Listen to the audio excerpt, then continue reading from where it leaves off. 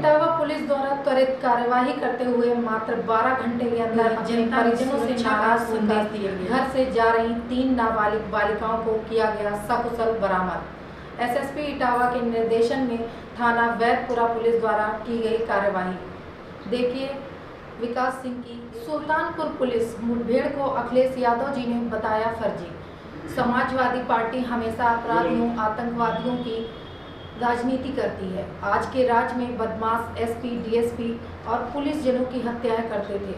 कवाल कांड में 70 लोग मारे गए आपकी तुष्टीकरण के कारण। देखिए विकास सिंह की खास रिपोर्ट। अखिलेश यादव जी ने सुल्तानपुर में एक पुलिस मुठभेड़ पर उंगली उठाई है, क्योंकि उसमें जो मारा गया बदमाश है वो यादव है, जिसने एक सर्राफ के यहाँ डकैती डाली। 1 करोड़ से ज्यादा की संपत्ति लूटी गई, उसमें 20 किलो चांदी बरामद हो चुकी है। अखिलेश जी, आप तो अपराधियों की राजनीति करते हैं। अरे आप तो आतंकवादियों की राजनीति करते हैं। भूल गए जब 2013 में आपने 14 चार्जशीट आतंकवादियों के वापस लिए थे, जिसमें रामपुर अटैक में 2 पाकिस्तानी थे। आपके कार्यकाल में एसपी मुकुल द्विवेदी मारे गए, संतोष यादव थानाध्यक्ष मारे गए, और मारने वाला कौन था? राम वृक्ष यादव और उसका गैंग, जिसको आप ही के परिवार में जवाहर बाग में बसाया था। भूल गए फतेहगढ़ में इंस्पेक्टर राजकुमार मारे गए थे, एक अदने से क्रिमिनल ने मार दिया था।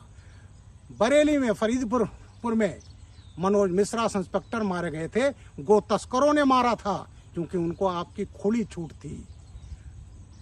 जियाउल हक मारे गए प्रतापगढ़ में। तो आपके राज में तो जंगल राज था। और आप याद रखें, ये जोगी राज है। जब पुलिस से मुठभेड़ होती है, बदमाश गोली चलाता है, तो पुलिस की गोली जाति बिरादरी नहीं देखती है।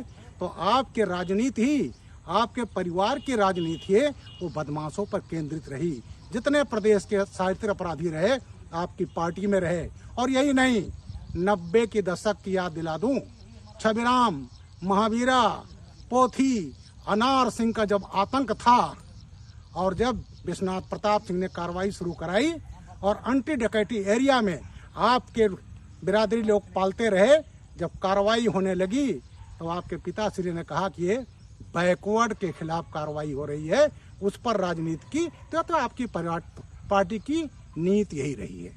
पुलिस अधीक्षक आईपीएस मूर्ति के निर्देशन व एएसपी के मार्गदर्शन में महिला थाना में गठित महिला सुरक्षा दल द्वारा मिशन शक्ति अभियान के तहत बालिकाओं महिलाओं को विभिन्न हेल्पलाइन नंबर की जानकारी देते हुए नारी सुरक्षा व नारी स्वावलंबन हेतु जागरूक। आज पुलिस उपायुक्त पूर्वी श्री श्रवण कुमार सिंह द्वारा पुलिस उपायुक्त पूर्वी कार्यालय पर थाना कोतवाली पर अधिक विवेचना रखने विवेचकों का अर्दली रूम किया गया, जिसमें मामलों की प्रगति की समीक्षा की, निर्देश दिए और आवश्यक मार्गदर्शन प्रदान किए। अकारण विवेचनाओं को लंबित रखने वाले विवेचकों को सख्त हिदायत देते हुए निष्पक्ष ढंग से विवेचना करने व निर्धारित समय सीमा के भीतर विधिक निस्तारण करने हेतु निर्देशित किया गया। अर्दली रूम के दौरान भौतिक व इलेक्ट्रॉनिक साक्ष्यों की विवेचना में समाहित करते हुए विवेचनाओं के गुणवत्तापूर्ण निस्तारण हेतु निर्देशित किया गया। आपराधिक किस्म व सांप्रदायिक तत्वों व माफिया लोगों के घर घर जाकर भौतिक सत्यापन करेंगे। आपराधिक प्रवृत्ति के लोगों को चिन्हित कर उनके खिलाफ कार्यवाही करने के दिशा निर्देश दिए गए। देखिए कानपुर नगर से संवाददाता विकास सिंह की एक खास रिपोर्ट। महामहिम उपराष्ट्रपति श्री जगदीप धनखड़ जी ने आज महायोगी गुरु गोरखनाथ की पावन नगरी गोरखपुर में पूर्वांचल के पहले उत्तर प्रदेश सैनिक स्कूल का लोकार्पण किया। कार्यक्रम में यूपी सीएम योगी आदित्यनाथ जी की भी गरिमामयी उपस्थिति रही। 176 करोड़ की लागत से 49 एकड़ में विस्तृत इस सैनिक स्कूल में कक्षा 6 से 12 तक के छात्र छात्राओं को आवासीय शिक्षा उपलब्ध होगी। मेरी बहुत बहुत शुभकामनाएं हैं और मैं तो यहाँ आकर प्रफुल्लित हूँ, भाव विभोर हूँ। ये बात जिंदगी में कभी नहीं भूल पाऊंगा, क्योंकि मैं जो आज देख रहा हूँ वो आज से 6 दशक पूर्व का दृश्य देख रहा हूँ। जब मैं सैनिक स्कूल में था, वहां का ढांचा धीरे धीरे बना था। यहाँ शुरुआत में माननीय मुख्यमंत्री जी आपने अकल्पनीय काम कर दिया है। जो आपने किया है अभिभूत है। और ये सैनिक स्कूल 2 काम अवश्य करेगा।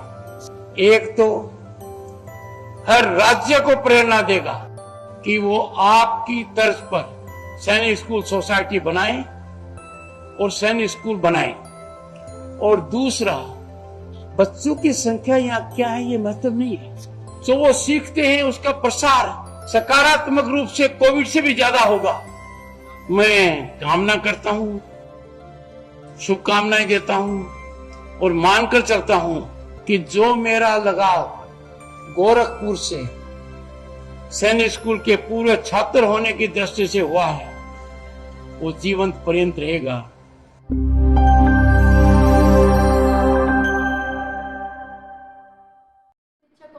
आईपीएस शादू निगम के निर्देशन में जनपद की कानून व्यवस्था को प्रभावी व सुरक्षा को सुदृढ़ बनाए रखने के दृष्टिगत समस्त थानों की पुलिस टीमों द्वारा अपने अपने थाना क्षेत्र के संदिग्ध व्यक्ति वाहन चेकिंग अभियान चलाकर संदिग्ध व्यक्तियों व वाहनों को चेक किया गया। देखिए औरैया से विकास सिंह की खास। पुलिस कमिश्नरेट कानपुर नगर में थाना छावनी के ई मालखाने का किया गया शुभारंभ।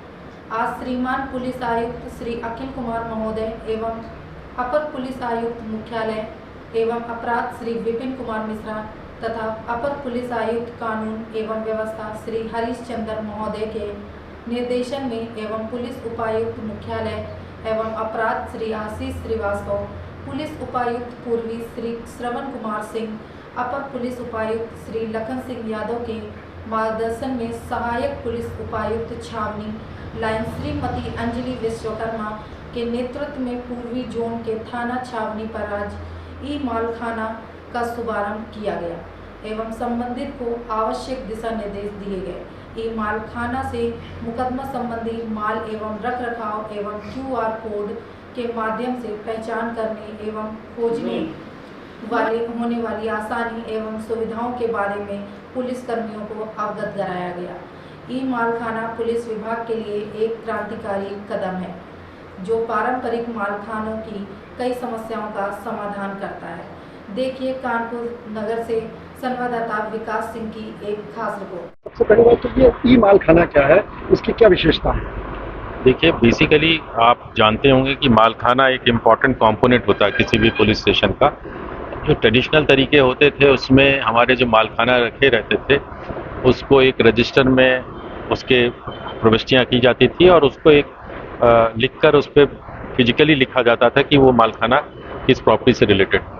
ई मालखाना में जो मेन चीज़ है कि जो इंटायर डॉक्यूमेंटेशन है वो डिजिटाइज हो गया है और उसमें कोई भी ऑफिसर कहीं भी बैठे जो उसका सुपरवाइजरी ऑफिसर है वो देख सकता है कि वो मालखाना कहाँ है और उसकी पूरी चेन ऑफ कस्टडी पता लग जाती है कि अगर वो मालखाना में है या कोर्ट में प्रोड्यूस है उसकी लोकेशन, फिजिकल लोकेशन क्या है। तो इससे पहली चीज़ हो गई कि जो पूरा प्रोसेस है वो डॉक्यूमेंटेशन जो है अब रजिस्टर में फिजिकली ना इंटर करके उसको बार कोड के थ्रू एक्सेस कर रहे हैं हम लोग। बार कोड लगाया गया है और बार कोड लग जाने से वो उसका ना केवल डिजिटाइजेशन होता है, वो चेन ऑफ कस्टडी इसमें हमें आइडिया लग जाते हैं। तो इस पूरे मालखाना को एक व्यवस्थित ढंग से भी रखने में सुविधा होती है। इन मालखाने में आपने देखा होगा कि क्लीन ढंग से मालखाना, आप एक रेगुलर मालखाना में मैं एनकरेज करूंगा कि आप जाएं और देखें कि वहाँ कैसे रहते हैं। तो एक सिस्टमैटिक ढंग से मालों का रखना, उसका डिजिटाइजेशन करना और उसके चेन ऑफ कस्टडी को इस्टेब्लिश करना, ये एक प्रमुख चेंज है पहले से जो अभी हमारा है। इससे हमारे कोर्ट में हमारे मालों को समय से प्रोड्यूस करना, उसके माध्यम से हम पैरवी करना और केसों का त्वरित निर्णय कराने में भी मदद मिलेगी। क्योंकि कई बार ऐसे होते थे कि माल है कहाँ, इसी को ढूंढने में बहुत टाइम लग जाता था। इसमें ये सब चीज़ों में सुविधा मिलेगी। मालखाना क्लीन भी हो गया है। बहुत सारे इस पूरे प्रोसेस से ये भी पता चला कि बहुत माल निस्तारित थे और वो पड़े हुए थे, उनको भी हम लोग डिस्पोजल कर पाए। सर, एक बहुत बड़ी दिक्कत आती थी कि जब केस बहुत लंबा चलता था तो कई बार माल रखे जो भी सबूत है वो नष्ट हो जाया करते थे, सालों केस चला करता था। तो क्या सर इसके लिए भी कोई व्यवस्था की गई? देखिए, जब इस पूरे प्रोसेस को किया गया है तो जैसा आपने कहा कि सभी माल को सिस्टमैटिकली प्लास्टिक बॉक्सेस में रखे गए हैं और उसको बार कोडिंग की गई है। तो लंबे समय तक मालों को हम प्रिजर्व करके रख पाएंगे और लंबे समय से एक प्रॉपर कस्टडी में रहेगा, ये भी इससे एक उद्देश्य सफल होता है। तो ये पूरा प्रोसेस हमारे जो एसीपी हैं अंजलि ने, उसने इनिशिएटिव लिया था और उसका कुछ एक्सपीरियंस है स्टेट में, कुछ अन्य जनपदों में ये सक्सेसफुली एक्सपेरिमेंट को किया गया, तो उसको पहली बार कैंट थाने में इसको किया है। बधाई की पात्र पूरी टीम उनकी, और जो हमारे ग्राउंड स्टाफ लोग हैं, जो थाने के एसएचओ हैं, उनकी टीम, उन्होंने रुचि ली है। मुझे उम्मीद है कि इस एक्सपेरिमेंट को हम जनपद के अन्य थानों में भी शीघ्र लागू कर पाएंगे। Thank you sir.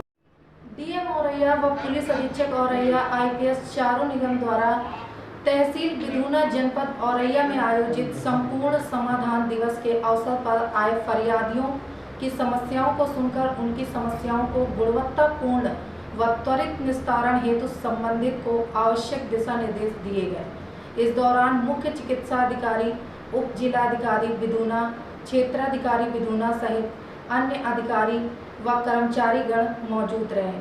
देखिए औरैया से विकास सिंह की एक खास। जालौन में मकान के निर्माण को लेकर एक ही परिवार के दो पक्षों में हुआ खूनी संघर्ष। दोनों पक्षों में लाठी डंडों के साथ साथ चली कुल्हाड़ी। 2 लोग हुए घायल, एक की हालत गंभीर। जालौन में पुलिस और हत्यारोपी चंद्रपाल के बीच मुठभेड़ में हत्यारोपी के पैर में लगी गोली। आरोपी के पास से पुलिस ने बाइक के साथ एक अवैध तमंचा व 2 कारतूस किए बरामद। महिला का 4 दिन पहले ग्राम उसर गांव में नग्न अवस्था में खेत में पड़ा मिला था शव।